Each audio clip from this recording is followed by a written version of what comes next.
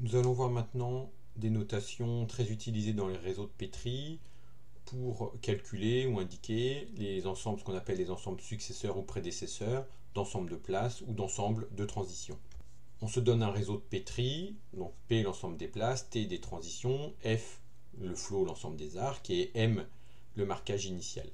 Donc pour ces notations, on n'utilisera pas le marquage. Pour toute place P, on note point P, donc un exposant avec un rond comme ça, et juste avant, à gauche, un exposant à gauche. C'est l'ensemble des transitions T pour lesquelles il existe un arc allant de T à P. C'est-à-dire que c'est les transitions qui sont avant P. Donc par exemple P1, il n'y a aucun arc rentrant dans P1, donc point P1, c'est le vide. P2, il y a deux arcs arrivant dans P2, l'un venant de T1, l'autre venant de T2, donc point P2, c'est T1, T2. Pour toute place P, on note avec un point après, en exposant après la place, donc P point, c'est l'ensemble des transitions T que l'on peut atteindre à partir de P en utilisant un arc de F. Donc de P1, je peux rejoindre T1 avec un arc et uniquement T1, donc P1 point c'est T1. P2 point, je peux rejoindre que T2, il y a T2. On peut définir la même chose sur les transitions, c'est complètement dual, donc sauf que ça va donner des ensembles de places. Donc point T1, c'est les places qui sont juste avant T1, il n'y a que P1.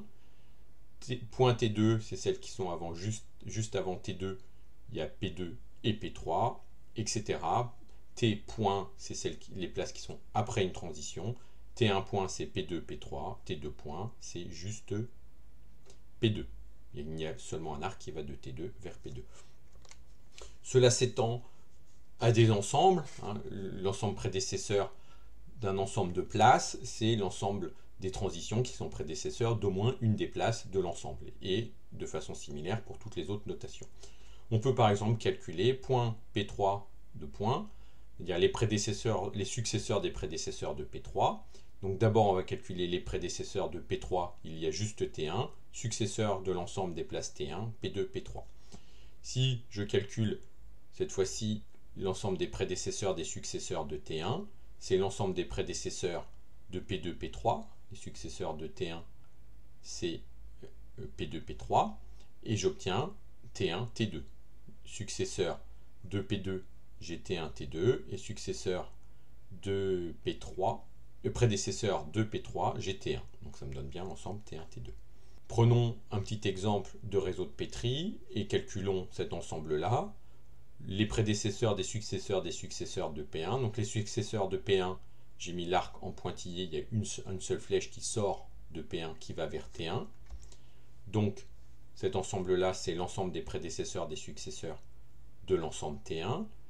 T1, les flèches qui sortent, je les ai mises en pointillé, cette fois-ci c'est P2, P3. Donc ça va donner l'ensemble des prédécesseurs de l'ensemble P2, P3, qui sont les ensembles qu'on peut atteindre à partir des flèches en pointillé, et donc ça donne T1, T2. Donc ce sont des notations qui ne sont pas compliquées, mais qui sont très utiles, notamment pour désigner des propriétés et caractériser soit certaines places, soit certaines propriétés, soit certaines classes de réseaux de Petri.